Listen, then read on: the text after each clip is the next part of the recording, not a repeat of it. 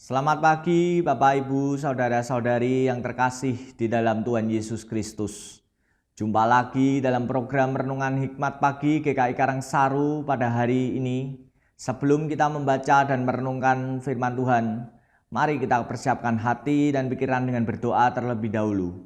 Mari kita berdoa. Terima kasih Bapa atas kebaikan-Mu yang Engkau berikan kepada kami di malam hari kemarin, sehingga kami dapat menikmati istirahat kami dan bangun di pagi hari ini dengan menerima berkat dan menerima hikmat pagi.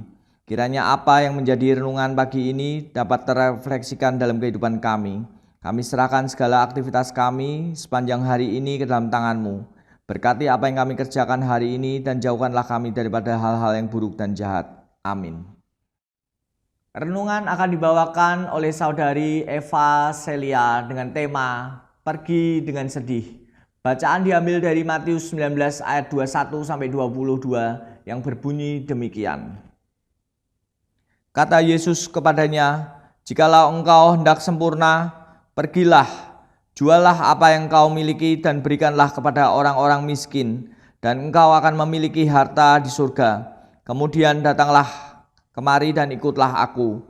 Mendengar perkataan itu, pergilah orang muda itu dengan sedih, sebab banyak harta miliknya. Demikian sabda Tuhan, syukur kepada Allah. Shalom, selamat pagi Bapak Ibu Saudara yang terkasih di dalam Tuhan Yesus Kristus. Mari saat ini kita bersama-sama merenungkan akan kebenaran firman Tuhan.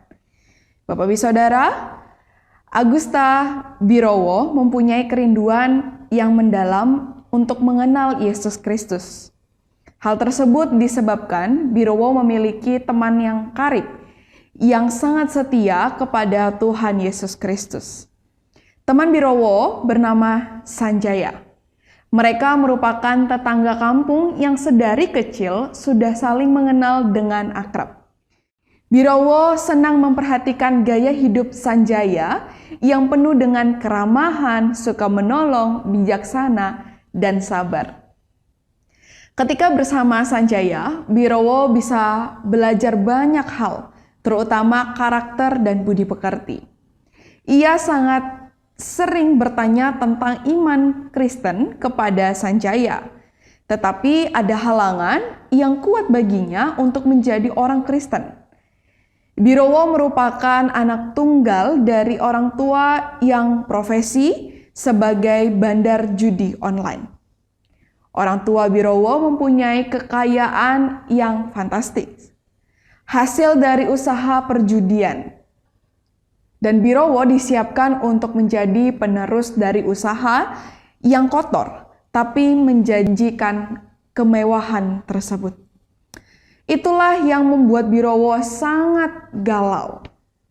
Ia ingin menjadi orang Kristen yang setia, tetapi tuntutan orang tua dan pundi-pundi kekayaan itulah yang menjadi penghambatnya. Barangkali tidak sedikit orang-orang yang ingin mengikut Yesus Kristus dengan setia dan benar, terjebak dalam situasi seperti Agusta Birowo. Ada kesadaran dan kerinduan membutuhkan Tuhan Yesus, tetapi kenyamanan dan daya tarik dunia begitu mempesona hatinya, bahkan matanya. Perikop dari Matius 19 ayat yang ke-16 sampai 22 ini menceritakan tentang seorang muda yang kaya bertanya kepada Tuhan Yesus. Ia bertanya hal yang krusial, yaitu memperoleh kehidupan kekal. Ia juga sudah melakukan hukum kasih dengan tepat. Tetapi ketika Tuhan Yesus memintanya untuk menjual segala miliknya, membagikannya untuk orang miskin, dan mengikut Yesus, ia menolak, serta pergi dengan sedih. Orang muda yang kaya ini masih mengutamakan kekayaan dan kenyamanannya dibandingkan mempunyai harta di surga serta mendapatkan Kristus. Bapak Ibu Saudara, kisah orang muda yang kaya dan menolak mengikut Yesus ini kiranya menjadi potret diri yang penting bagi orang-orang Kristiani masa kini. Apakah kehidupannya sudah sungguh-sungguh berkenan bagi Tuhan? Atau masih mencari kenyamanan duniawi? Bapak Ibu Saudara, Matius 19 ayatnya yang ke-16 sampai 22 merupakan panggilan Kristus, yaitu kehidupan dan kenyamanan kekal.